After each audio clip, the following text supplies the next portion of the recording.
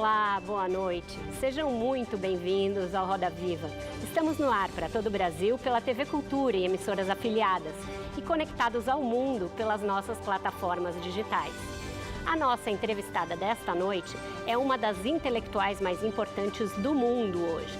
Feminista de pensamento original, ela é autora de 2 das conferências TED Talks mais vistas de todos os tempos e mobiliza plateias pelo mundo dignas de astros pop.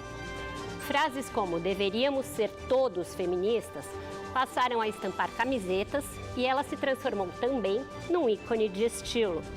Foi descrita pelo prestigioso suplemento literário do The New York Times como a mais proeminente de uma geração de jovens autores anglófonos que estão tendo sucesso em atrair leitores para a literatura africana. Os seus romances são best-sellers mundiais, assim como os livros de não-ficção. O último deles, Notas sobre o Luto, lançado no Brasil pela Companhia das Letras, é um profundo mergulho da escritora na dor da perda do pai, em junho do ano passado. Essa entrevista vem sendo negociada há 1 ano, tamanha é a demanda por ouvi-la. Por isso, é com muito orgulho que eu recebo no centro virtual do Roda Viva nesta noite, direto de Lagos, na Nigéria, a escritora Chimamanda Ngozi Adichie. Nascida na Nigéria, ela se mudou ainda jovem para os Estados Unidos, onde estudou em algumas das universidades de maior prestígio no país, como a Johns Hopkins e Yale. Com mestrado e doutorado em áreas de ciências humanas e literatura, seus livros se tornaram best-sellers internacionais. Em Meio Sol Amarelo, ela confronta o horror da guerra em Biafra com o lado humano de seus personagens. Em Hibisco Roxo, oferece um panorama social, político e religioso de seu país natal pelos olhos de uma jovem cheia de esperanças. Para entrevistar a Chimamanda Adichie, nós convidamos Adriana Ferreira Silva, redatora-chefe da revista Marie Claire, Carla Cotirene, pesquisadora em estudos feministas da Universidade Federal da Bahia, Carol Pires, jornalista, Djamila Ribeiro, escritora, e Marcela Franco, editora da Folhinha, da Folha de São Paulo. Chimamanda, boa noite. Muito obrigada por ter aceitado o nosso convite e estar conosco aqui nessa noite. Thank you. I'm happy to be here. Chimamanda, eu queria começar falando sobre o seu livro a respeito do luto. Você escreveu recentemente no Instagram como um coração pode se partir 2 vezes, numa referência ao fato de você ter perdido seu pai e a sua mãe num curtíssimo intervalo de tempo. A perda do seu pai deu origem ao seu novo livro, Notas sobre o Luto, em que você mergulha nessa dor e tenta traduzi-la em palavras. E agora você está na sua casa, você está em Lagos, na Nigéria, também vivendo esse luto junto aos seus, junto da sua família. Como tem sido esse momento para você? E, enfim, como você tem lidado com essa dor tão grande? Eu vejo que até na sua camiseta você traz o nome da sua mãe, Grace. Yes. It's a very difficult time for me.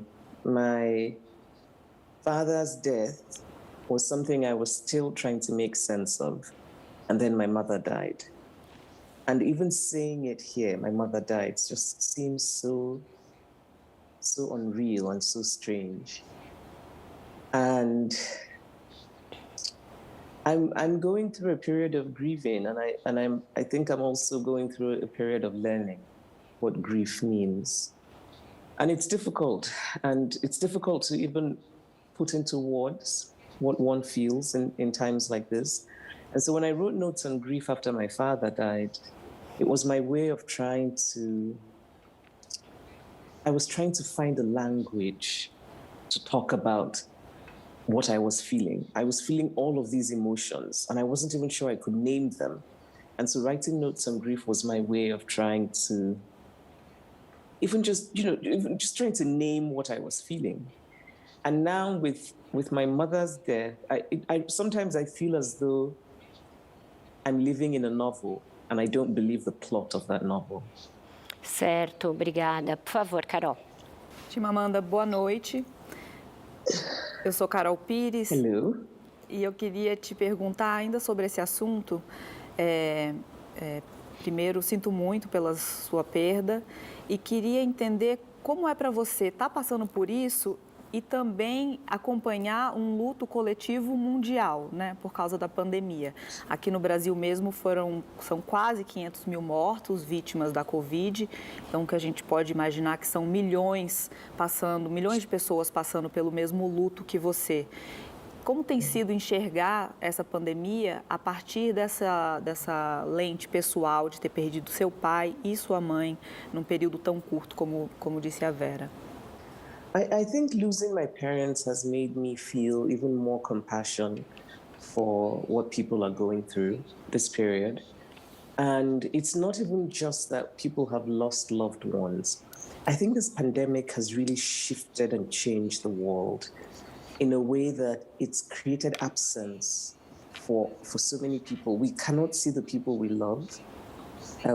For so long, we could not touch them. In many parts of the world, you still cannot hug the people you love. And I feel as though this period calls for a lot of compassion. I feel a lot of compassion for my family and for everyone who's going through this, because now that I've been through it, I can only imagine how terrible it must be for the people who could not even attend the funerals of their loved ones. I mean, in my case, I was fortunate enough that I could attend the funeral of my parents. And I can't imagine how painful it is for people who had to do it over Zoom, who couldn't go, whose loved ones had to be buried really quickly because of COVID. So I just feel a lot of compassion for what's going on in the world. Adriana, por favor. Boa noite, Chimamanda. Um prazer revê-la. Eu queria pegar um gancho na pergunta das minhas duas colegas. Olá. Queria pegar um gancho. Nice to see you again. A mim também, é um grande prazer. Pegar um gancho na pergunta das minhas duas colegas, mas eu queria trazer para lembranças, boas lembranças, porque mesmo quando a gente lê o seu livro, existem ali muitas boas lembranças, muitas lembranças felizes. E você costuma falar que a sua família é uma família muito bem-humorada, que vocês fazem muita piada.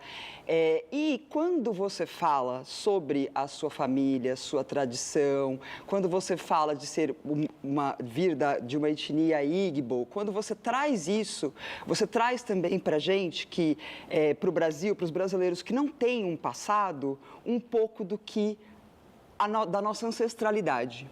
Então, eu queria que você falasse sobre a sua infância, a sua adolescência, sobre essa mistura de tradições, que você contasse um pouco para a gente justamente isso, para a gente ter uma boa lembrança da nossa ancestralidade. You're right. I mean,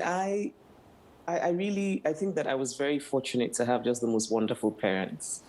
And so I grew up in a university town in Nsukka in eastern Nigeria. And growing up I had a very happy childhood. I'm the fifth of 6 children. And culturally, we were brought up to know that we were Igbo people. We spoke Igbo at home. Actually, we spoke both languages. We spoke Igbo and English at home. But we were brought up in a kind of, it was cosmopolitan. We were supposed to read books, but also we were very much rooted in where we came from. So we spent Christmas in our ancestral hometown. Often we would just go to visit my grandmother. And I think it gave me a sense of my interest in history, in where we came from, how we came to be where we are.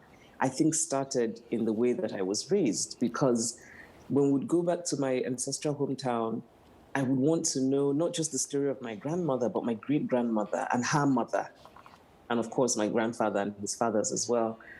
And so I've become a person who is intensely proud to be an Igbo woman, proud of my culture, my history. I'm very interested in the connections between the peoples of my part of the world. I'm interested in the stories of Africans before colonialism came. I'm really interested in West African history before colonialism. And I think it's because of the way I was raised. I want to know more about the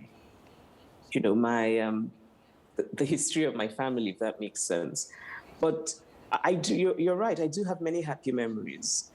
The thing about grief, though, is that because it's still so new to me, because my mother, it's just been 3 months since my mother died.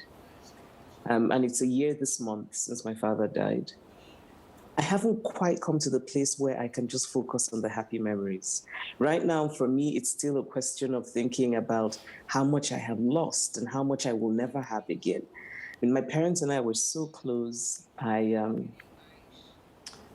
Before doing events, I would, send my father my itinerary. If my father were alive, he would know that I was doing this interview in Brazil. He would follow by text. He would send me a text and say, "Are you done yet?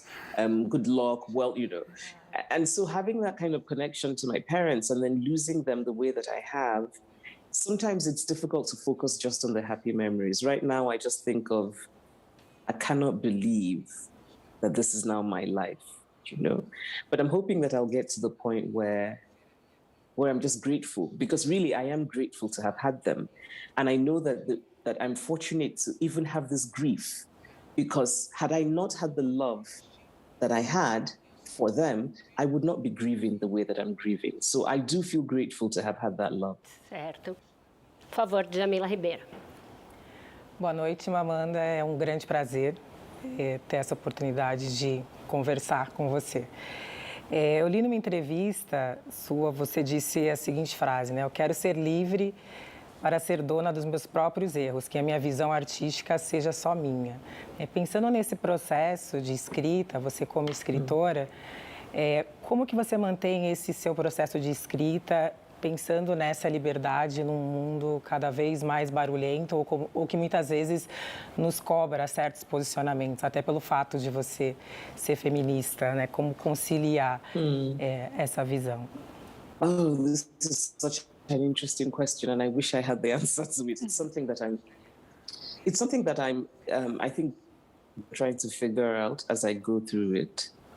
So one of the things that I've discovered about the good fortune of success, and I'm very grateful to be read, and I'm very grateful that people, that I have people who read my work and who take books seriously, because I think really that's what every writer wants. You want to be taken seriously.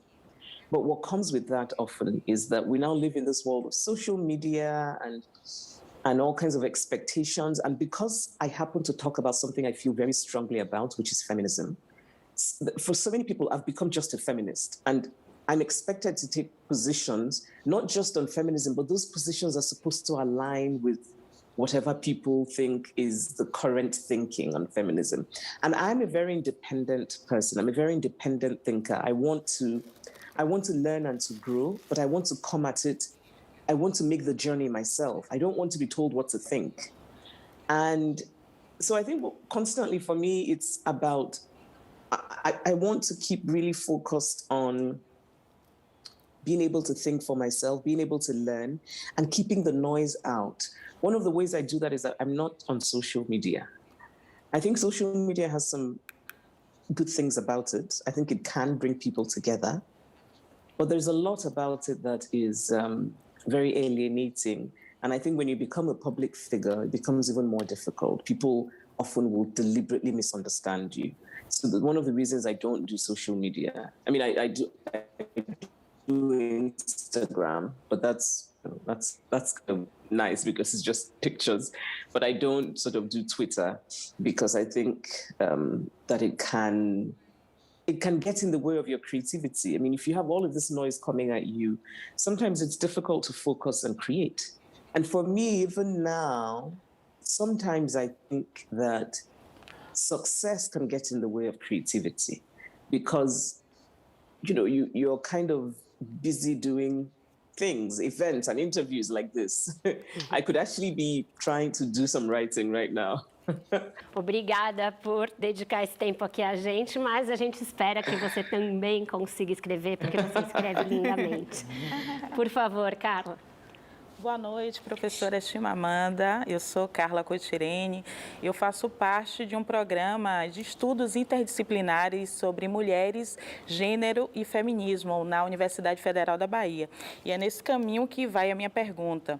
Nós sabemos que há perspectivas afrocêntricas, mulheristas africanas, que insistem em dizer que ser feminista torna a sua defensora uma traidora, né, da raça, uma oponente do continente africano e que, sobretudo, né, dividem homens e mulheres, né, as feministas.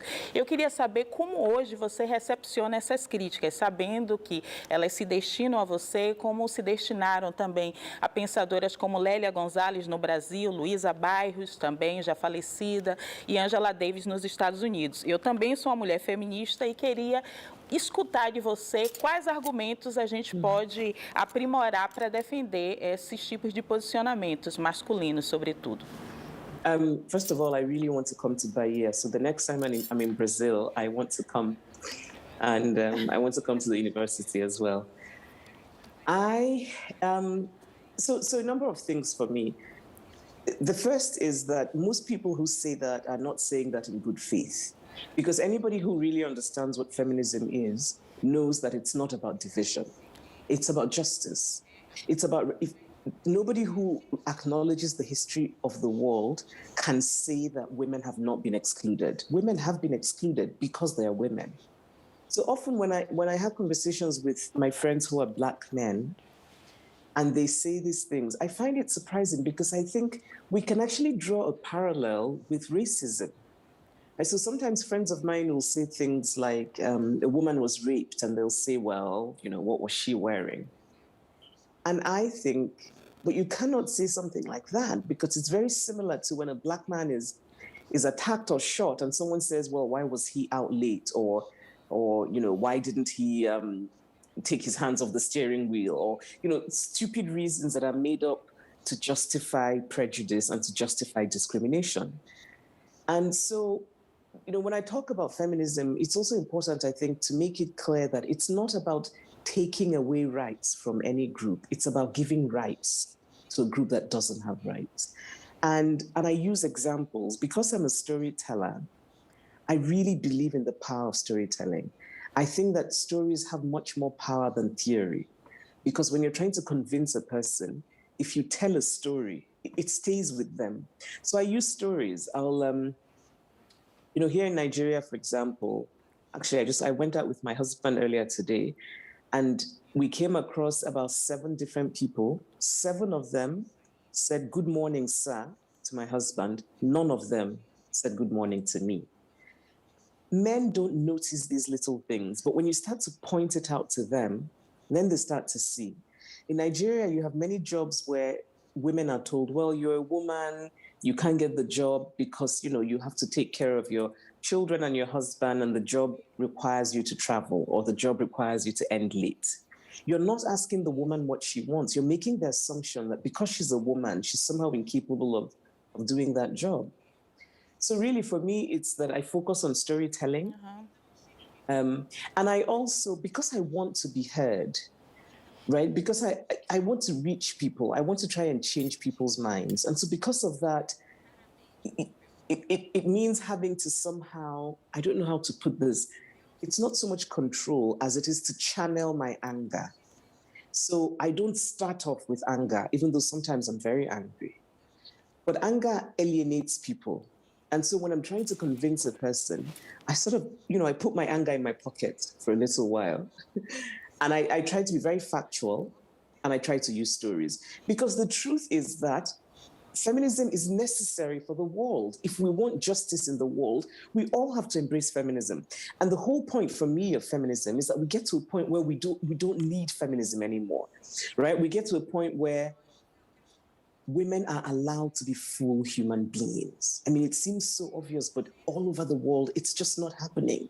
Where we allow women to have rights, where we allow women to have full autonomy over their bodies, over their choices, where we do not judge women for the things that we don't judge men for. You know, so a woman often will be called arrogant. She's just confident. A man who is exactly like her would be called confident. When we get to that place in the world where we're not judging women harshly, where we're not having higher standards for women, where women are not held back from opportunities because they are women, then, then we won't need feminism anymore. So that, for me, that's the goal of feminism. And so in talking to men, I try to make that clear. But I also want to say, just to end, that there's certain criticisms of feminism that I will not respond to because I think they're not in good faith. Some people will say things just because they're not sincere, they're not genuine questions, they're not looking to understand, they just want to make trouble. And for me, the best response to that is just to ignore it. Por favor, Marcela, sua pergunta. Boa noite, Chimamanda. É um prazer te entrevistar. Queria saber, em 2019, uma jornalista chamada Alma Guilhermo Preto, ela entrevistou você e depois foi super criticada na internet porque ela fez perguntas que focavam muito na literatura, que era o campo de interesse dela, deixando de lado um pouco o feminismo. Ela abraçou esse questionamento para ela, ficou pensando sobre a postura dela durante essa entrevista e, como resultado, ela acabou publicando um livro que chama-se aqui no Brasil Será que Sou Feminista?, onde ela pergunta, entre outras coisas, se é possível se declarar feminista sem ser uma ativista. Passado esse episódio, eu queria saber de você como que você se sente quando entrevistas como essa aqui, por exemplo, ou todas as outras que você dá, focam assuntos que não os feminismos no geral. Yes. Actually, I'm interested. I'd like to know a bit more about this. This is the first time I'm hearing about this person who interviewed me and was criticized for not asking me about feminism. I'm sure, I don't remember the interview, but I'm sure I was happy to talk about literature because literature is my first love. That's actually, I think of myself primarily as a writer. That's what I am. Feminism came up because... And feminism is something I feel very strongly about, very strongly. But it came up because my writing gave me a platform to talk about something I cared about, and I talked about feminism. And I think because I used language that people could identify with and could understand, then it kind of became popular, and then I kind of became a feminist. But it was never my plan, right? But at the same time, I have been a feminist since I was old enough to understand the world.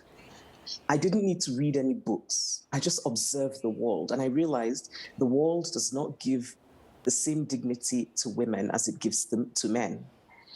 And so the question about activism, I think is really, it's a complex one because I don't think it's fair to expect every woman who is feminist to be an activist. And by activist, I mean, to somehow do some kind of work that advances the cause of feminism. There are some women who can't afford to be activists. And I say that not just in material terms, but there's some women for whom activism is emotionally and mentally difficult. But I think that they're still feminists. I think that the woman in the market in my ancestral hometown, whose husband was abusive and she left him, who managed to find a small loan and started her own small hair braiding business, who is raising both her sons and her daughters really in the same way, teaching them to do domestic chores, whether it's a boy or a girl, having all of them go to school, whether a boy or a girl. I think that woman is a feminist because she's making deliberate choices, often outside of convention, and she is acknowledging her own autonomy. I think she's a feminist. But is she an activist? She's not an activist. She, she has a job. She has a business where she has to be there from 8 in the morning until 6 in the evening. Then she goes home to take care of her kids, and she's, struggling a bit. She doesn't have the time to be an activist, but she's a feminist. I sometimes think that when we talk about feminism, we make it sometimes we make it a bit too much of an academic exercise where it becomes a thing that we talk about in universities and it ends there. And I don't think so. Or sometimes we make it about just grassroots activism. I think all of those things are important. They're all part of what I like to call the ecosystem of feminism. But it's important to remember the ordinary women who are the ones who inspire me the most, because they are the ones who are living it, right? The woman if you live in a culture like Nigeria, where marriage is considered a prize for women, where women who are in terrible marriages, abusive marriages, are often advised to stay there because, at least you have a husband. And this cuts across class. So you have, upper class women, middle class women, lower class women. That idea of marriage as a prize is something that it cuts across class in Nigeria. So when you have these ordinary women who can make decisions for themselves, to leave bad marriages, to become more independent, to become more self-sufficient, I find that really admirable. And for me, that's feminism. It's everyday feminism. The young women who decide that they're going to speak up about the men who harass them on the streets, I find that really admirable. The women who decide that they're going to act about low wages for domestic workers, and most domestic workers are women, we know that. For me, that's feminism. And so, I think there are different ways to be a feminist. And I also think that sometimes we shouldn't put so much pressure on women to, if a woman is not ready to sort of shout out her feminism. Então, com isso, a gente fecha o nosso primeiro bloco, vai para um breve intervalo e volta já já com mais entrevista com a Chimamanda Adichie.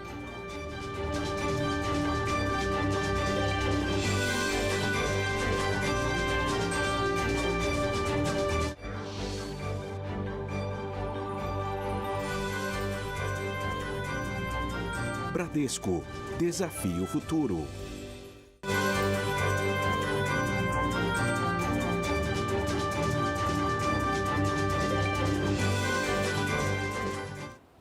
Estamos de volta com esse Roda Viva mais que especial com a escritora Chimamanda Ngozi Adichie. Chimamanda, há cerca de um ano, você postou no Instagram um vídeo em que você ouvia a artista brasileira Xênia França e você escreveu que estava preocupada com o Brasil, preocupada com um governo que você classificava como populista e que você via muitas semelhanças com o dos Estados Unidos à época, o governo do Donald Trump. De que maneira você imagina que o Biden mudou o rumo, esse rumo nos Estados Unidos, onde você também reside, e qual é a sua preocupação hoje a respeito do Brasil? I'm obviously very grateful that Biden is now the US president, because I think he is reasonable. And I think that in general, he's good for not just America, but for the world. America is so powerful that whatever happens in the US somehow manages to have an effect in the rest of the world. Because the past few months have been difficult for me, I haven't really followed world news in the way that I usually do. And so usually when I read world news, I read a lot about Brazil because I'm interested in Brazil. I haven't read in detail as much recently, but I do know that that the virus effects are still really badly felt there. And my thoughts are always with Brazil. I think that Brazil is a country that deserves better leadership. Carla, por favor. Professora Chimamanda, as suas falas mais marcantes, têm mencionado como as narrativas ocidentais, modernas, colonialistas, apagaram a contribuição intelectual à riqueza do continente africano. No lugar disto, criou a África como um país infectado, pobre, cheio de animal exótico. Nesse sentido, professora, eu quero saber se para o feminismo não seria também mais rico se bebêssemos de categorias não ocidentais. A gente fala muito de gênero, interseccionalidade, raça, que são categorias que servem para o feminismo, mas foram criadas pelo norte global. Será que no continente africano, especialmente na Nigéria, não temos categorias que fortaleçam o feminismo? Oh, I see what you mean. Yes, I think one of the things that I find myself arguing about is this idea that feminism is a Western concept. Western feminism is the feminism that has most been documented. But it doesn't mean that it's the only feminism that exists. I like to say that my great-grandmother was a feminist. And if anything, she's my icon, my great-grandmother, my father's grandmother, because she lived in a world that was very, very male-dominated, pre-colonial Igbo land. So Igbo land in the 1890s. And her husband died quite young, so she was left alone with a son. And her husband's family wanted to take away all her property because, she was a widow without a man to protect her. And she fought back. And she was known in my hometown as a troublemaker, which for me is a wonderful compliment, because whenever a woman stands up for her rights, she becomes a troublemaker. And so for me, I like to talk about my great-grandmother because it's my way of saying that just because her feminism and the feminism of women like her in continents like Africa and Asia and Latin America, just because those women's acts were not documented doesn't mean that they did not exist. And I think it's also important to say that feminism and sexism are they're very culture specific. I mean, there are things that happen in Nigeria that don't necessarily happen in the US. And Nigeria and the US are the two countries I know well. Both of them, sexism exists in America, sexism exists in Nigeria, but often they manifest themselves in slightly different ways because of the specific cultures.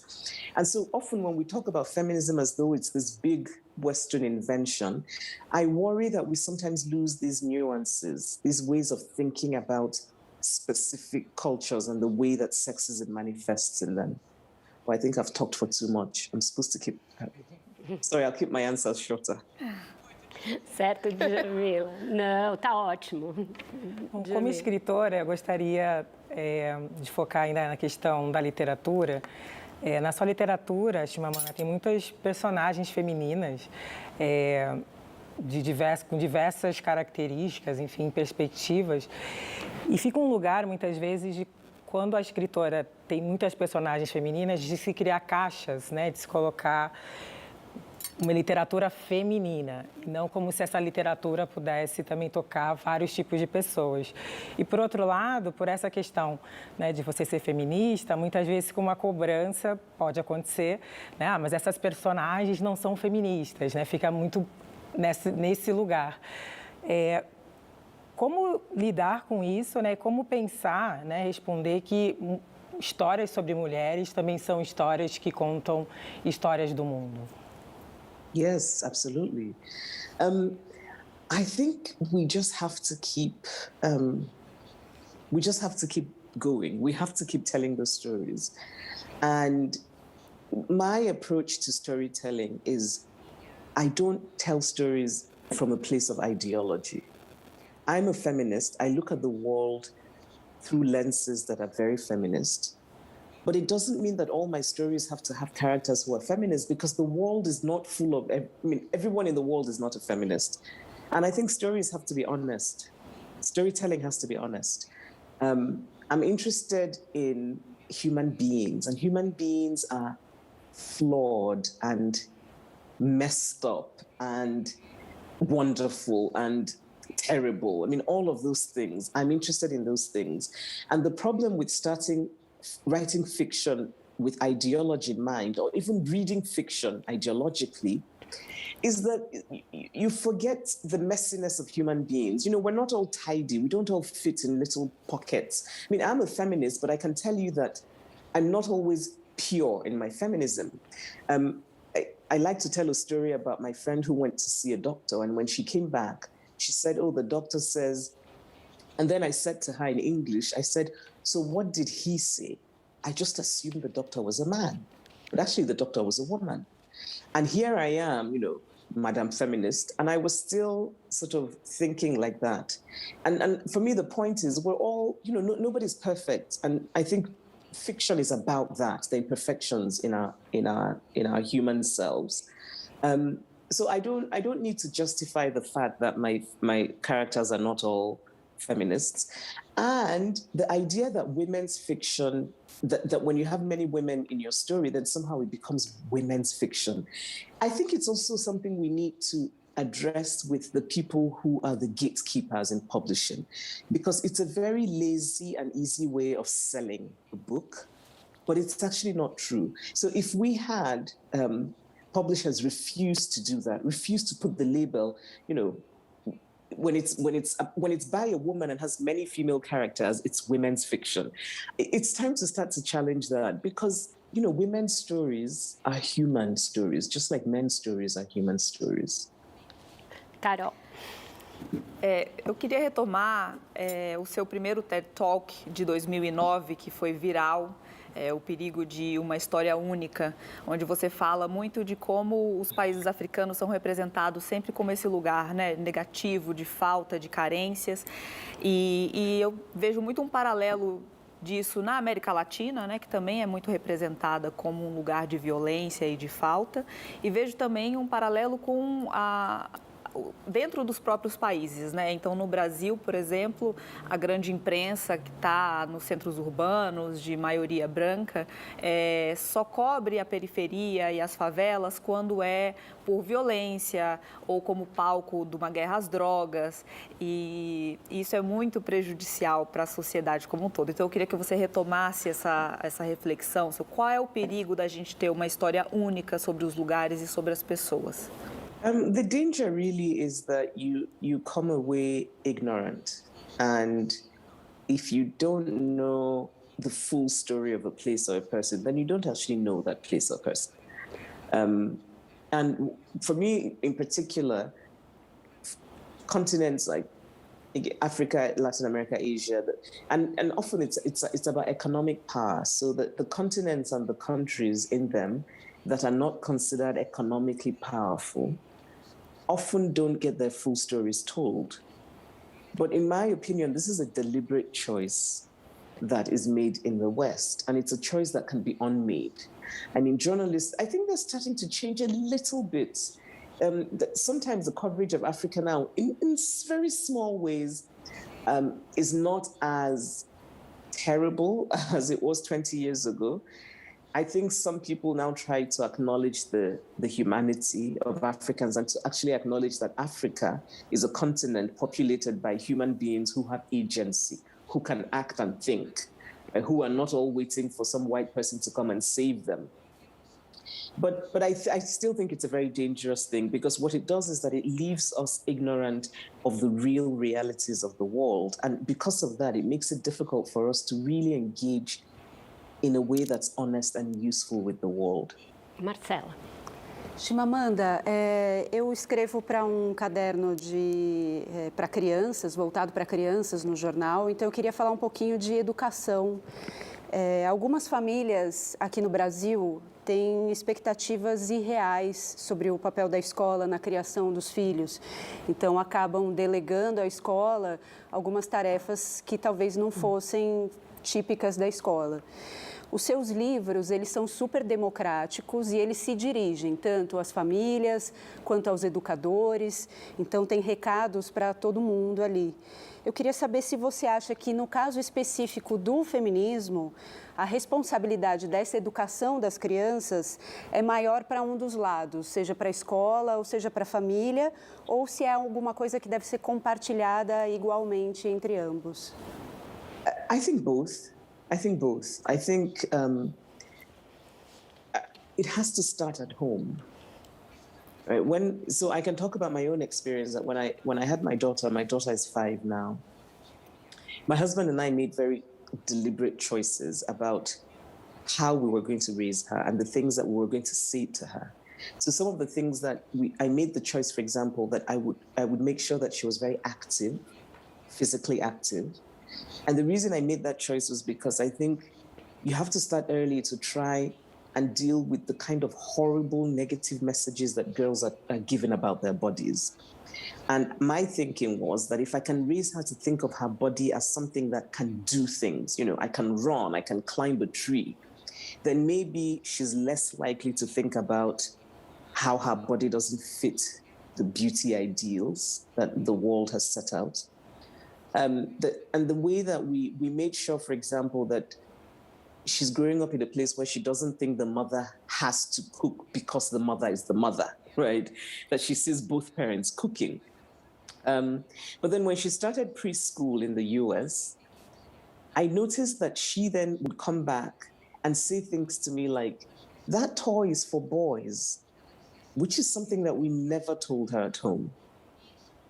Because at home, we bought her every kind of toy. Actually, to be honest, I wanted her to have less of the girly toys.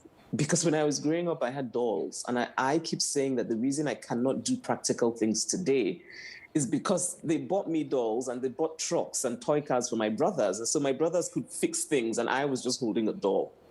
So, for my daughter, we bought her more toy cars than dolls. But I noticed that the school, the preschool, had started to do a kind of social education on her, where they were starting to teach her these ideas of gender, that a truck was a toy for boys. And when she said that, it was very important for me to immediately say to her, no, that's not true. Anybody can play with a truck. It's the same with princesses. She started to learn about the princess as the ideal thing. And again, these are small things, but I think they really do contribute to the way that girls start to think about themselves. And so I think it's really important to start early and to do it in a way that's kind of natural and hopefully fun, because also I don't want to be the crazy feminist mother, right? So she comes back. And so my point is that it's important to start at home, because often the schools are not teaching your children what you necessarily want them to teach your children when it comes to social ideas, right? So that of course, they're very good at teaching your children mathematics and grammar. That's wonderful. But what else are they teaching them? So if your child is coming back from preschool and telling you that a truck is a toy for boys, that's a problem. Or telling you, I can only be a princess for Halloween. And I said, no, you can be anything you want. So now what I've managed to convince my daughter about is that princesses are boring. Princesses are very pretty, but they're boring. And when I ask her, why are they boring? She says, because they can't really do anything. So instead, she's a superhero. But I also tell her, you can wear a pink skirt and be a superhero and do many things. So it's my way of trying to challenge the things that she's learning. Things like, the truck is for boys. Certo, Adriana.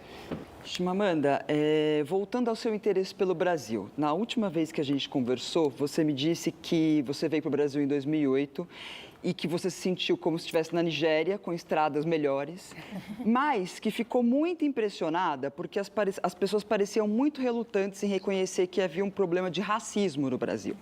Que você conversava com as pessoas diziam que aqui todo mundo era uma mistura de alguma coisa, mas você achou que isso não era verdade.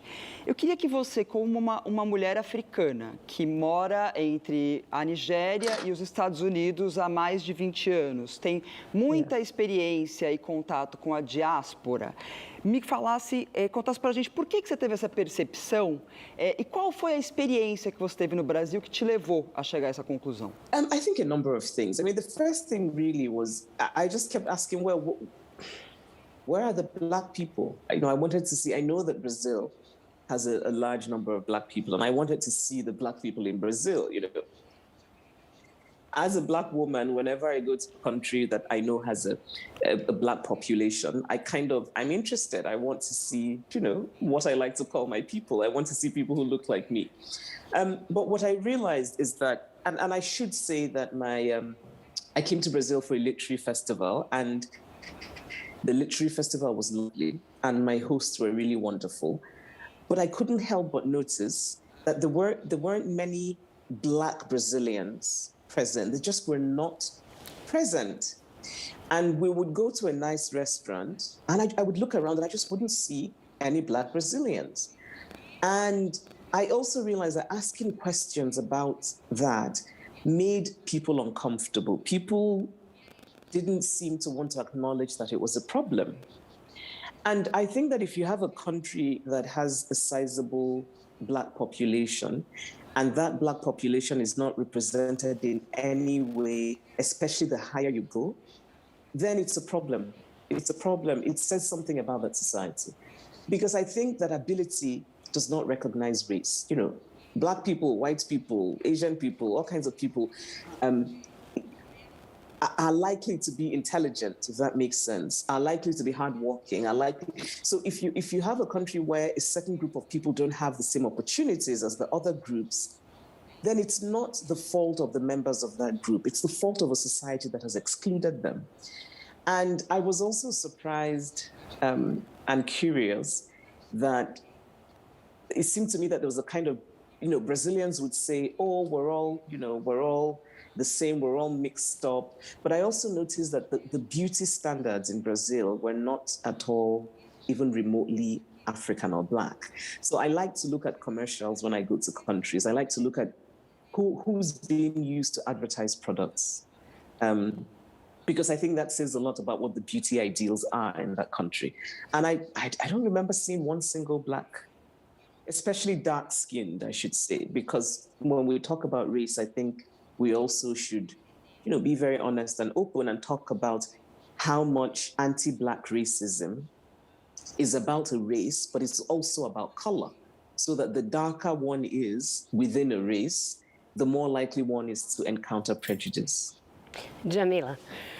Não, pegando esse gancho da questão do colorismo, a gente acabou de lançar um livro no Brasil sobre colorismo, uma coleção que eu coordeno, e tem ainda muita resistência em relação a esse tema no Brasil. Claro, a gente é uma maioria de pessoas negras, mas a gente sabe que quanto mais escuro, né, tem ali uma série de questões. Mas há uma resistência, às vezes, das próprias pessoas negras em fazer essa discussão. Claro que no Brasil não é essa história, né? Todos somos mestiços, na verdade a população negra, né, é a maioria e ainda passa por uma série de violências institucionais.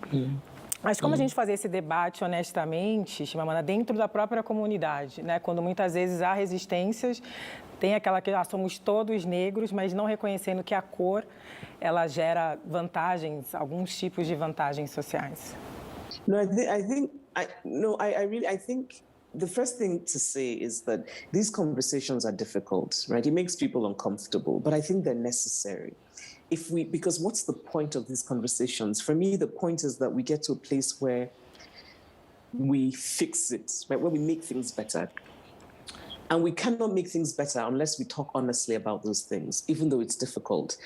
And I think for a community like Black Brazilians who already have a sense of being marginalized from the larger Brazilian society, I can understand how there would be a reluctance to acknowledge that there is a problem even within the society itself that has been marginalized.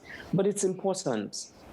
I would say, though, that it's also important to keep in mind to sort of, for me, and I'm sorry to sort of move to feminism, but I like to draw parallels.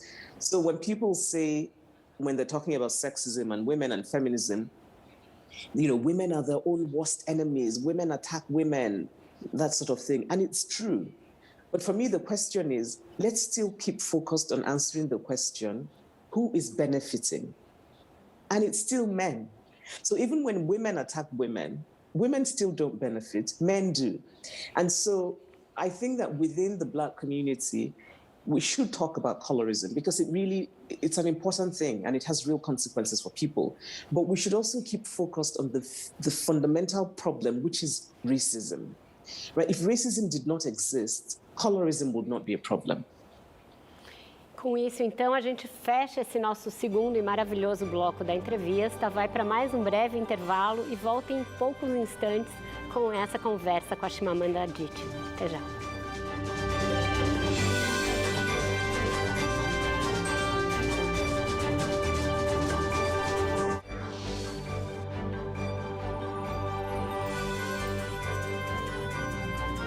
Bradesco, desafio futuro.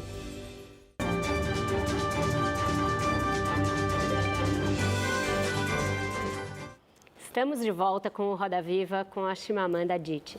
Chimamanda, em Americana, que talvez seja o seu romance que tem mais características autobiográficas, pelo fato da personagem Femelu ser uma nigeriana que vai estudar nos Estados Unidos, fica muito patente a sua euforia com o início dos anos Obama e o que eles trariam de oportunidade, de mais igualdade, de mais equidade. Você acabou se tornando amiga do casal Obama, fez várias palestras, inclusive em conjunto com a Michelle Obama.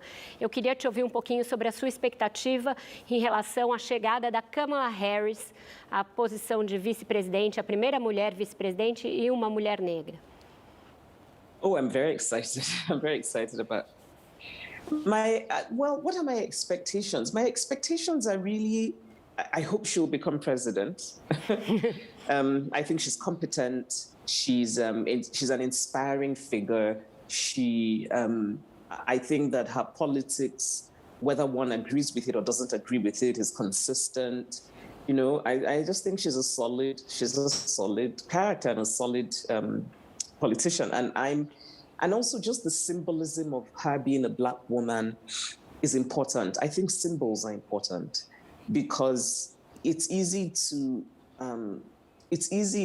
forget how important it is for people to see what is possible. I mean, there's so many young people today who, because of Kamala Harris, are going to reach higher. I think she's a good vice president so far. I think she would make a good president, but at the same time, I don't have overinflated expectations of her because I don't think that she needs to be perfect. And I say this because often when a woman or a person of color takes on a position that has until then been occupied by white men, we sometimes bring expectations that are too high on them, higher than we have for the white men, as though somehow they have to prove themselves in a particular way. So it's important for me that I don't do that. I think she's very bright, very competent. I hope she'll be president. But at the same time, I don't think that she's a messiah. You know, I don't think she has to be perfect like a god, right? Before we can acknowledge that she has done well. I see this happen too often to women and to people of color in the way that, and I think it happened to Barack Obama. I think that people placed expectations on him that were just, in my opinion, quite unreasonable. Him being the first Black president meant that people just, people expected so much more than I think was fair. Por favor, Marcelo. Chimamanda, ainda falando sobre expectativas. Recentemente eu li que você respondeu a Bernardine Evaristo, escritora, que você procura não ler as críticas, as resenhas de livros que saem a respeito da sua obra, porque você acha que as resenhas ruins vão te deixar enfurecida e as boas podem te tirar do rumo que você vem seguindo. Eu aprendi com seus livros, uma das premissas feministas é eu tenho valor. E eu queria saber se em alguns momentos você ainda se questiona, porque a gente entende às vezes que o feminismo traz essa sensação de que a gente nunca vai se questionar, nunca mais. E eu queria saber se isso chega realmente ou se ainda dá uma balançada de vez em quando. All the time. All the time. Yeah, and for me, and this is also what I mean about my view of feminism being one that is rooted in experience, but always open. Like, I want to grow. I want to keep growing. I want to keep learning. And I'm also, I think of myself as a student of life and a student for life. I wake up and I think about all the books I haven't read and all the things I don't know that I want to know. And for me, feminism is also the same thing. I want to, and most of all, actually, I want to learn about women's lives in different parts of the world and how women are dealing with and coping with the challenges that come to them because they are women. I'm very interested in that. I find it really inspiring and I want to learn. And I learn from, learning about women's lives. So I don't read I don't read reviews of my work, but that's for my literature. I don't read the reviews because I think reading the good ones can make you a bit smug and think like, yes, I have it all. But also it can start to affect the way that you create. I think that if I read, so sometimes I've seen the little bits of reviews that my publishers put at the backs of my book. And even that I don't want to look at, because sometimes when I look at them, I think, oh, so they said that I do this well. And then I'm thinking, okay, maybe that's what I really need to be doing now. Right? And then the bad ones, of course, because human nature, you can read 20 good reviews and one bad one, and you only think about the bad one. And I just don't want to give myself, I don't have the time. And I know that I'm a person who can be a bit obsessive. And so if I read the bad ones, I might just spend my time thinking about what I could possibly do to the reviewer who wrote the bad review. So I think it's just best not to read them. Adriana. Chimamanda, você disse que você é considerada uma pessoa muito polêmica na Nigéria, tanto por falar sobre temas como o feminismo, quanto por livros como Meio Sol Amarelo, que trata da guerra de Biafra. Quando a gente lançou a capa da revista Marie Claire aqui no Brasil, que, aliás, foi a edição mais vendida do ano de 2019, me impressionou muito a repercussão em sites e perfis nigerianos. Muitas revistas, muitos leitores nigerianos vieram comentar e reproduziram. Eu queria saber se você continua a ser uma pessoa muito polêmica na Nigéria e qual é o seu papel no seu país hoje? Oh, wait, Nigerians came to comment on the cover? Comentaram muitos comentários. Am I still a controversial? Being asked that question kind of makes me. I often. It's a bit upsetting, and I'll tell you why. I think that, I guess the answer to the question is, I guess I am, because I talk about feminism, and feminism is a subject that Nigerians have decided is controversial. But the reason it upsets me to even be labeled controversial is that really there's nothing that I say that is really controversial. If we really believe that women are full human beings. I mean, I think that my positions are actually kind of not that remarkable. I say that men and women are equal. I say that marriage is not a prize for women. I say that in Nigeria, for example, I say that it's very important that we give dignity to Nigerians who are gay. I say that I do not support the laws that criminalize homosexuality. I say that women should be given the same respect that men are. Those things really shouldn't be controversial. And it sometimes seems to me that really the controversy fundamentally is about the silencing of women. There is still this societal need to silence women. And so a woman who chooses to speak up and doesn't apologize automatically becomes controversial. Sometimes I don't think Nigerians actually hear what I'm saying. I think it's the idea of this woman who, won't shut up and won't apologize and won't back down. And so that there's something about it that I think people just don't respond well to. And by people, I mean both men and women, not just men. So in talking about feminism, we also have to talk about that societal desire to silence women, that societal desire to keep women in a place where they are not heard, but they may be seen. There's a problem with that. And I think it's the root of my being controversial in Nigeria. But I also want to say that it's not just controversial, though. I mean, I have to say that there's also a lot of love in Nigeria. And there are many young women who I think, because they see me talking about issues that they care about, it emboldens them to talk about those issues themselves. Carla, por favor.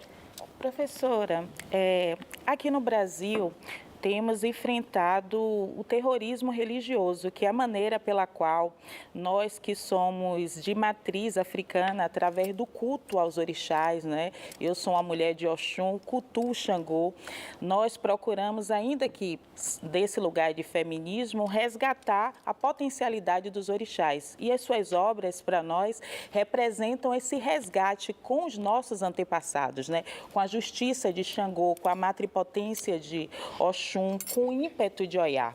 Nesse sentido, eu quero saber até que ponto podemos nos filiarmos à religião de matriz africana para construirmos um novo modelo, né, de sociedade, um novo modelo, né, de relações humanas.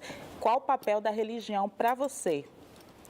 Well, I think that the important thing to say, first of all, is that across the continent of Africa, Pentecostal Christianity is just overwhelming. And there are good things about it and there are not good things about it. The good things about it, I think, is that people need, in a continent and in a country like Nigeria, where people don't really have access to mental health care. So in some ways, religion plays that role. But at the same time, it's a certain kind of Pentecostal Christianity that preaches prosperity and links wealth to blessings. And so this idea that, if you pray, God will make you rich or God will give you money and that kind of thing, I find very troubling. The reason I was raised Catholic, and actually since my mother died, I've been thinking a lot more about religion and having many more conversations about faith, because I think that's what happens when you start, when you're in pain and you're asking questions about the person you love who has died. But in terms of African religion, it's interesting because one of the things that Christianity did when it came with colonialism was that it managed to teach many Africans that the religion that was theirs and their fathers and their forefathers was somehow bad. So you will find so many people today talking about traditional religions as though they are somehow, evil and demonic and bad and all of those things. So there really isn't much of a consciousness about traditional African religions among young Nigerians. For me, really, it's a question of how, because Christianity is so mainstream. I mean, apart from in southern Nigeria, in northern Nigeria, it's Islam. I think for me, what I'm interested in increasingly is how to Africanize our Christianity. I went at the funeral in my hometown. I remember looking at the statue of the Blessed Virgin Mary and thinking, it's so strange. As a child, I didn't notice how strange this was, that you have a statue of a white woman. And first of all, this is historically inaccurate because she couldn't possibly have been blonde and blue-eyed. But secondly, I just keep thinking, why hasn't it occurred to us to try and Africanize these images that reflect our faith, right? Surely it's possible to Africanize Christianity and make it, and own it a bit more. In the way that finally now in many churches, they're allowing children to take on traditional names when they get confirmed, which was not a thing that happened years ago. You had to have an English name. I think I've talked for too long, so I'll stop. Perfeito. Então, com isso, a gente encerra mais um bloco da nossa conversa, vai para mais uma breve interrupção e volta já com mais Chimamanda.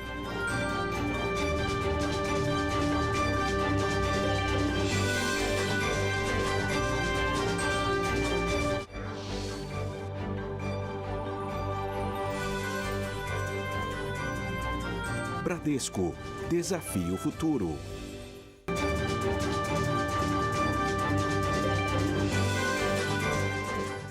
Estamos de volta com o Roda Viva e quem vai perguntar para a Chimamanda agora é a Carol Pires. Carol, por favor. Oi, Chimamanda. Eu estava lendo um longo perfil que saiu sobre você na revista New Yorker, escrito pela Larissa MacFarquhar, que é muito conhecida, inclusive, por fazer grandes perfis. E ali você conta que, quando você era criança, você amava ir à missa, que você era fascinada por todo aquele teatro, figurino, as velas, incenso, os abraços no final, e que você até se imaginava sendo o padre. Eu queria entender como foi para você, depois chegar nos Estados Unidos e ver sua religião sendo usada por políticos para orientar voto em candidatos que defendiam ideias contrárias às suas, né? Contrárias às mulheres, aos direitos reprodutivos. I found that American Catholicism is very political, very politicized.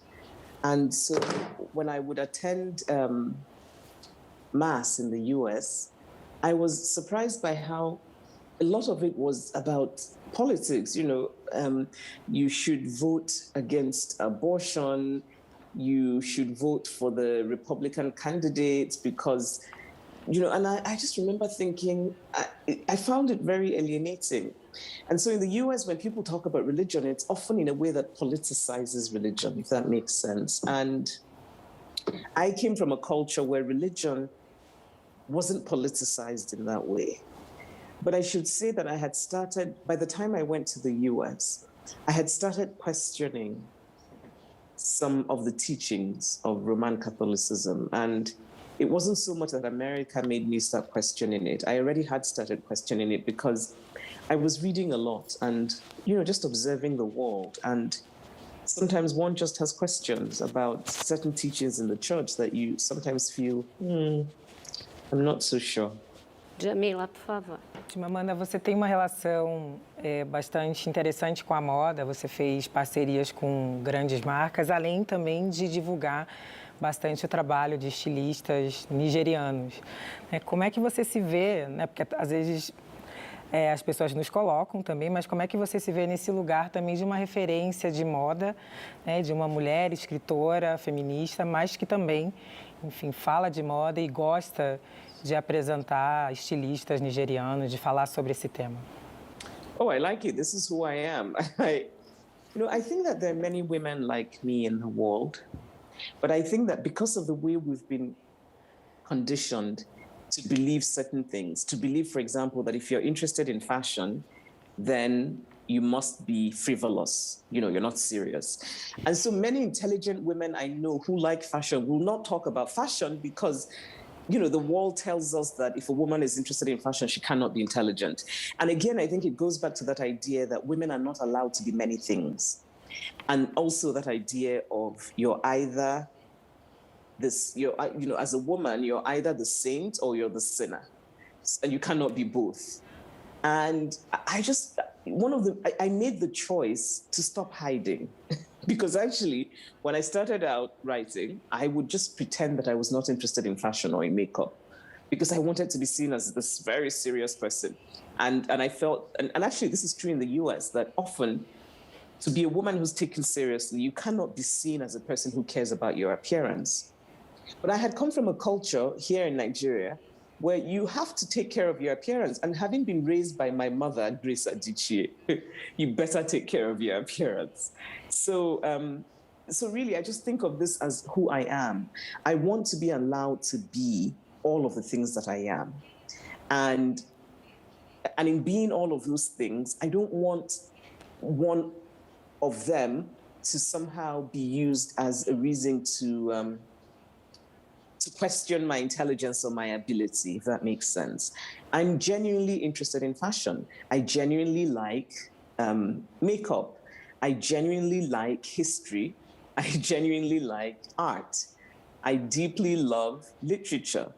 I'm very, very interested and passionate about feminism and politics. All of those things make me. And I don't want to have to deny any part of myself. Chimamanda, ainda ficando então continuando esse assunto das suas várias facetas, faz tempo que você não lança um romance, você tem lançado contos, histórias curtas e tem continuado a proferir as suas palestras, a falar sobre o feminismo. Qual dessas suas facetas como escritora e como pensadora te fascinam mais e para qual você está mais voltada neste momento? Vem um novo romance por aí? Acho que eu queria incluir também a pergunta da Vera, porque ela deu uma declaração na Economist falando que tem pesquisado muito sobre violência doméstica. Então, eu queria saber se isso é uma dica do que pode, de um novo livro que possa estar chegando. I cannot tell you. But you know, when you say that I'm writing essays and speeches, it's maybe because I'm really struggling to write fiction. It's not so much that I prefer speeches. It might just be that the fiction is not happening. But really, my first love is fiction. The thing that makes me happiest when it's going well is when I'm writing fiction. It really makes me happy. But sometimes I'll do a speech or I'll do an essay because I'm feeling very passionate about it and I feel that I have to say something. You know, I get very passionate about things I care about. But really, the love of my life is fiction. Certo, Marcela. Chimamanda, a gente estava comentando aqui nos bastidores que você é uma pessoa muito bem-humorada. Então, a gente está vendo a sua resposta e a várias das nossas perguntas sempre sorrindo. O humor, em alguns momentos na história, foi tido como algo exclusivamente masculino. Se as mulheres fossem bem-humoradas ou trabalhassem com humor, elas podiam ser vistas como vulgares. Eu queria entender se você identifica esse traço na sua personalidade, se você se acha bem-humorada e se isso foi algum problema para você em algum momento da sua vida, na sua adolescência, infância. That's a really good question. It's true about, I mean, again, it's making me think about the ways that women have to navigate things. I don't think I'm always smiling, though. I'm also known to get quite angry. I have a temper, I should say, but I try to keep it within the family. You know, there are times when, especially when I'm in Nigeria, that I'm careful about, because my default is to be warm, is to be playful. That's the personality I have. And that's really, in my family, we're like that. But at the same time, because I'm a woman in the world, there are times when I have to watch it, because there are times when I hold back my warmth. There's sometimes when I hold back my humor, because I know that there's a possibility that people will misread it, that for some men, it might mean that you're somehow no longer worthy of their respect, that they no longer take you seriously, or that they decide to cross boundaries because you're smiling or laughing or joking. So there are times when I've held back. But in general, again, it's really important for me. I want to be my authentic self. I want to be who I am. And so in general, I bring myself. And you know, what I often say to people is that I was so fortunate to be loved by my parents and my family. And so I no longer need, I mean, it's wonderful to be loved by other people, but I don't really need it. And so I'm going to be myself. And if it means that somebody doesn't like it or like me, that's fine. Chimamanda, os seus livros, mesmo sendo ficção, estão pensando em americanar, a gente vê muito da sua experiência como uma africana nos Estados Unidos. Meio Sol Amarelo, você já falou que fez uma enorme pesquisa para escrever o livro, baseado em muitos fatos reais. E a gente vive um momento da humanidade que, para as mulheres, principalmente, é muito difícil, né? A gente vinha ali num momento de grande ebulição do feminismo e, com a pandemia, as mulheres são as que mais estão sofrendo, os índices de violência contra a mulher, eles aumentaram no mundo inteiro e também temos os governos de extrema-direita, tivemos o Donald Trump nos Estados Unidos, no Brasil temos o Jair Bolsonaro, entre outros, espalhados pelo mundo, tentando, de alguma maneira, tirar os direitos das mulheres. A gente se vê ali num momento de muita luta. Se você tivesse que transformar esse momento que a gente vive hoje numa ficção, seria uma distopia? Que tipo de ficção você faria? Living in the US under Trump, it started to make the idea of dystopia seem almost redundant because it felt like you were living in a world so absurd that it didn't even make sense to write absurd fiction anymore because your reality was so absurd that absurd fiction would no longer be absurd. If I had to write fiction now, I really don't know. I don't know what it would be. And also I don't like to speculate about my fiction because I'm very superstitious. Carla.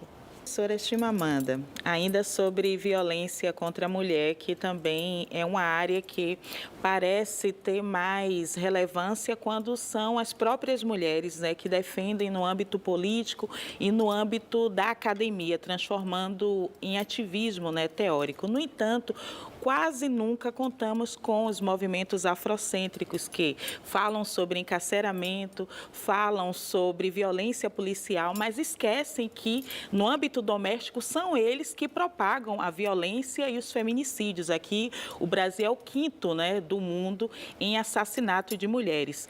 Como repercute no continente africano, especialmente na Nigéria, o tratamento dos homens dado às mulheres, sobretudo quando a gente for falar de terrorismo, né? E a forma como as meninas são tratadas com reivindicações mais violentas do Boko Haram, por exemplo. Well, I think it's very unfortunate and sad and upsetting, and I find it especially with Black men, I find it a bit surprising because Black men understand racism, and I find it really surprising how little they understand sexism. Because in a way you would think that if you experience a certain kind of prejudice, then it makes you more understanding of other kinds of prejudice. But I found that is not the case at all. And violence against women is something that is so widespread. And even the language that we use to talk about it sometimes bothers me because it's now called, I think it's called gender-based violence. And part of my problem with that expression is that I think it's very easy to forget that, yes, I know that there are some rare cases where men are abused, but overwhelmingly, it is women who suffer physical violence from men, intimate men, husbands, brothers, fathers. And sometimes I think that the language we now use to talk about it somehow doesn't quite center that. You know, the fact that women experience this violence, and they experience this violence fundamentally because on average women have smaller bodies, therefore are not as physically strong, and also because culturally women have been raised to in some ways to think of themselves as not being equal. I have a cousin whose husband was physically abusing her, and my cousin is, she's a physically strong woman. And I remember she said to me, I could beat him back, and I probably would beat him, but then I can't because I have to show respect. And it made me think about the ways that our mental conditioning as women is also part of the story of domestic violence, and how, if we're going to talk about domestic violence, we have to talk about that. In Nigeria, there's a lot of talk about gender-based violence, gender-based violence, and I think that's good, but the layers of it, we need to talk about how we talk about marriage. If we're telling a woman that the marriage is a prize, and if we're telling her that without a husband she's incomplete, and if we're telling her that the minute she turns 23, she should start worrying if she's not married and start going to church to pray for her husband, then we're contributing to it, because when she does eventually get married and that man becomes abusive, because of all of the things that we've told her about marriage, she's not likely to take action. She's not likely to save herself. Com isso, a gente encerra mais um bloco, vai para um breve intervalo e volta para o encerramento dessa deliciosa conversa com a Chimamanda. Não sai daí.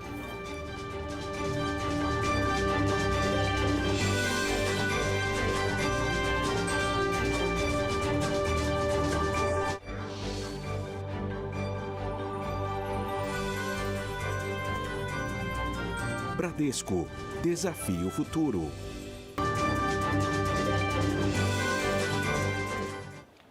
Estamos de volta para este quinto e último bloco da nossa entrevista. Chimamanda, você vive entre Lagos e a região ali de Maryland, nos Estados Unidos. São duas realidades muito diferentes em relação à pandemia. Os Estados Unidos hoje estão prestes a vacinar plenamente a sua população, enquanto a África e a América Latina ainda estão muito atrasados. Portanto, a vacinação expõe a desigualdade e como ela foi acentuada, né, ao longo da pandemia. Como você acha que os Estados Unidos deveriam agir para prover vacinas para o mundo em desenvolvimento neste momento? E você acha que eles estão sendo devidamente justos nessa repartição aí das vacinas? Well, I think that the problem is we live in nation states, and nation states protect themselves. Each country protects its own. The reason that this doesn't make sense in this pandemic is that the coronavirus does not respect boundaries. It does not respect borders. And so I was reading recently that the US is hoarding a large number of vaccines instead of, sending them to countries where people don't have access to them.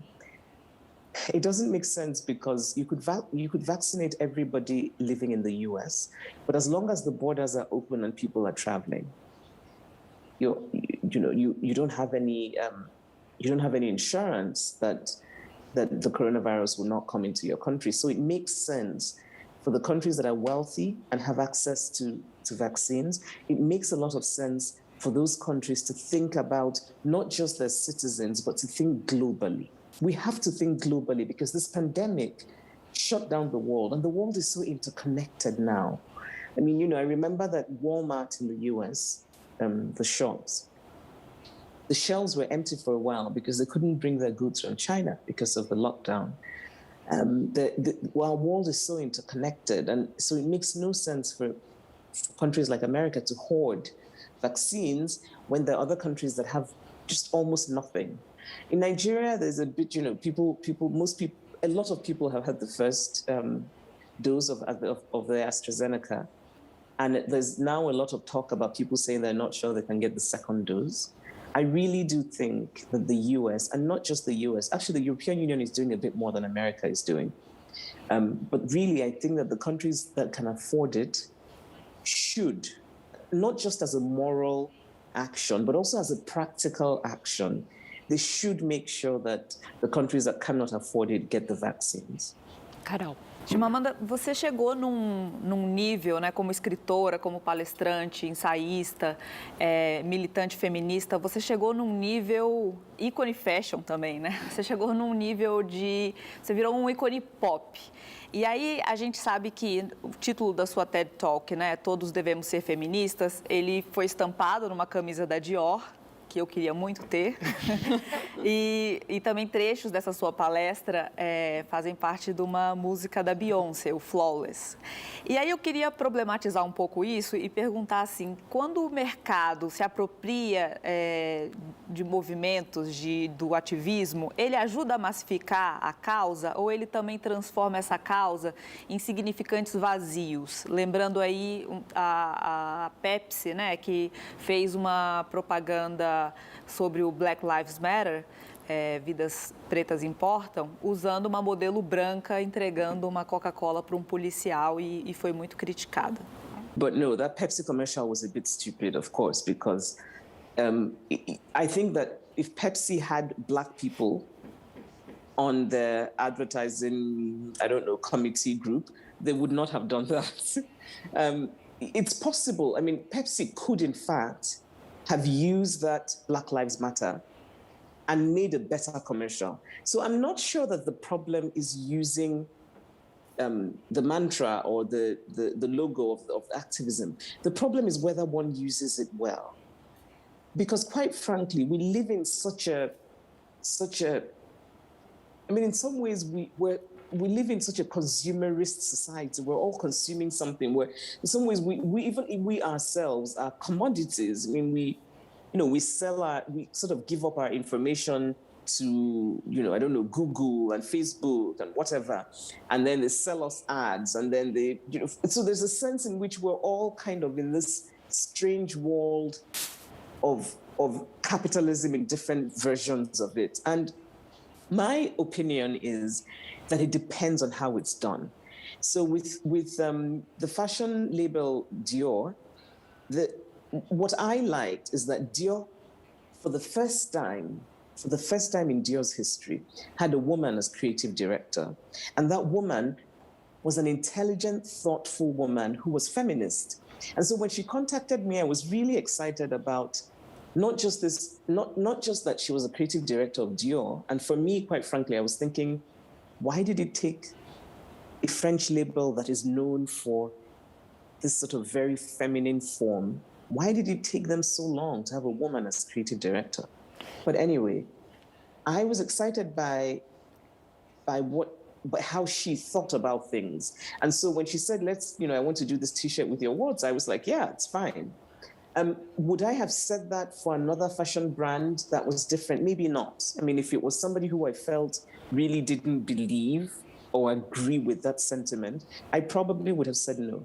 So really, for me, it's about how it's done. And I'm not, I'm part of a capitalist society. I'm a consumer. And so I don't have purist tendencies. I'm not going to tell you, all kinds of capitalism is so terrible and I'm above it all. I'm not going to do that. What I want to do is be very, educate myself and be very thoughtful about how I'm a consumer, and also about how my own words are used. Jamil. Chimamanda, no Brasil, a gente tem um mercado editorial que, claro, nos últimos anos tem tido muitas mudanças, mas Conceição Evaristo, que é uma importante escritora brasileira, negra, ela diz que para a mulher negra a questão não é só escrever, é publicar. E também que a gente tem que questionar esses valores que fizeram com que ela só fosse reconhecida no Brasil depois dos 70 anos. Nos últimos anos, no Brasil, muito por conta de iniciativas de pessoas negras, de mulheres negras, isso tem mudado um pouco. Nas últimas feiras literárias, os livros mais vendidos de mulheres negras, de pessoas negras, mas muito por conta dessa iniciativa que forçou o mercado editorial no Brasil a olhar, né, para escritores negros e escritoras negras.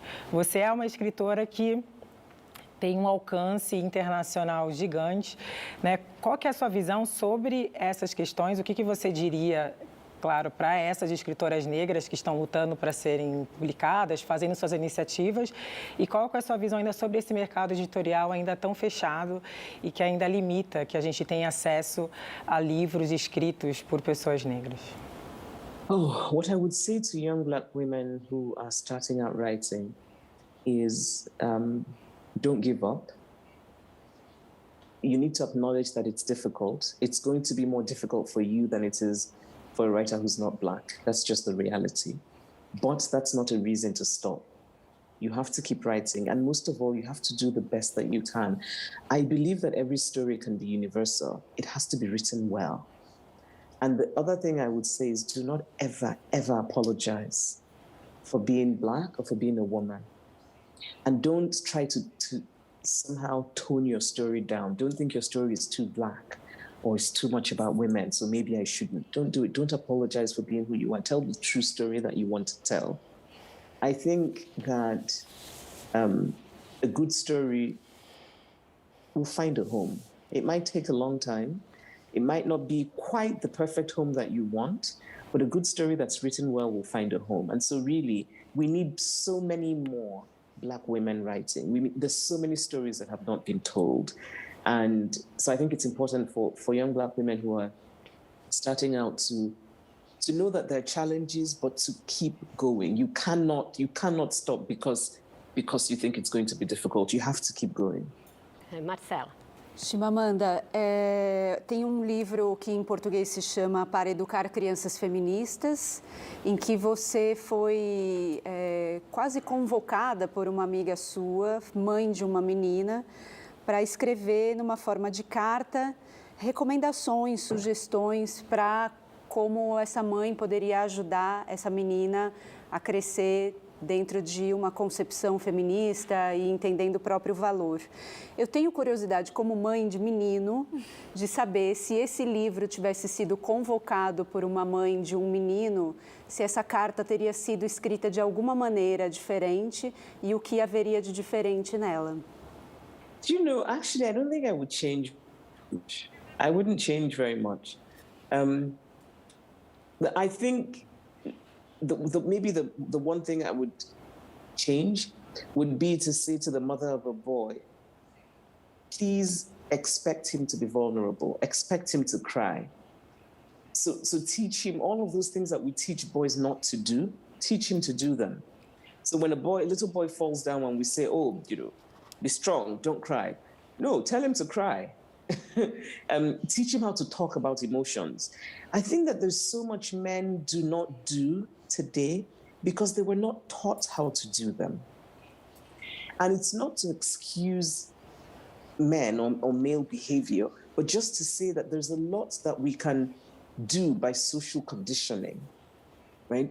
You have men who, when they were little boys, nobody told them to talk about emotions, but girls were encouraged to talk about emotions. When a girl talked about an emotion, it was fine. When a boy did, it was shameful.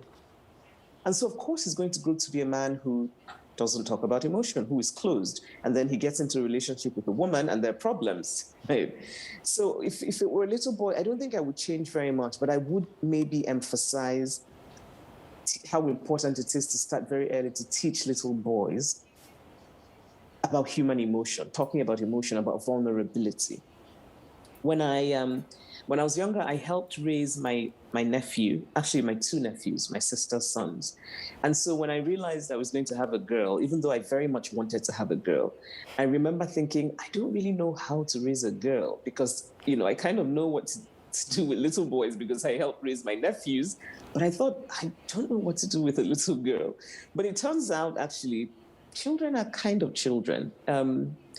I think physically there might be a few differences. I think my nephews were more likely to want to play with a lot more sort of energy and jumping on chairs. But my daughter also kind of jumps on chairs. For me, what was important in raising my nephews was to make them understand that domestic work is completely normal for boys. I never praised them for doing domestic work because I think that it's normal. Everybody should do domestic work. For my daughter, I don't make her think that she has to know how to do domestic work because she's a girl. I make her think domestic work is important because you should just know how to keep your environment clean so that you don't get sick. Adriana? Chimamanda, você foi dos ícones do movimento Me Too. E depois do movimento Me Too, ficou muito difícil gostar ou assistir ou acompanhar a obra de alguns homens que antes eram considerados gênios, como o Woody Allen, por exemplo, ou o Roman Polanski. Eu queria saber, você como artista, você acha que é possível separar o homem da obra? Você cancelou alguém? No, I don't cancel people. I think we now live in this world where everyone is supposed to be perfect and pure, and it makes me very uncomfortable. But in general, my feeling is it depends. Again, it's always specific. It depends on what was done, how, that kind of thing. Abusing a child. So I have lines that I can't. So if I know that a person is a person who abuses children, I don't want to support that person's work because I'm just really utterly disgusted by the idea of people who abuse children. But if it's that somebody, I read men who I know are misogynistic, but I read them. For me, it's a question of degree, right? Because if you decide to cancel everyone who doesn't align with your ideology or with the way you look at the world, you'll cancel half the world, if not more. And I also believe that just because the person doesn't agree with me doesn't mean that I might not potentially learn something from that person. Com isso, o nosso programa maravilhoso, infelizmente, chegou ao fim. Eu agradeço muitíssimo a Chimamanda Ngozi Adichie pela entrevista e também a Adriana Ferreira Silva, a Carla Cotirene, a Carol Pires, a Djamila Ribeiro e a Marcela Franco. Agradeço, sobretudo, a você pela sua audiência hoje. Uma das razões do sucesso da Chimamanda é a forma clara com que ela trata temas complexos, sem ser simplista. Em seu manifesto Sejamos Todos Feministas, ela diz com esta clareza, abre aspas, a meu ver, feminista é o homem ou a mulher que diz, sim, existe um problema de gênero ainda hoje e temos de resolvê-lo, temos que melhorar. Todos nós, homens e mulheres, temos que melhorar. Num mundo devastado por uma pandemia que agravou desigualdades não só de gênero, mas raciais, sociais e econômicas, eis uma mensagem para lá de poderosa em toda a sua singeleza. Fiquem bem e seguros e até a próxima segunda-feira às 10 da noite com mais um Roda Viva.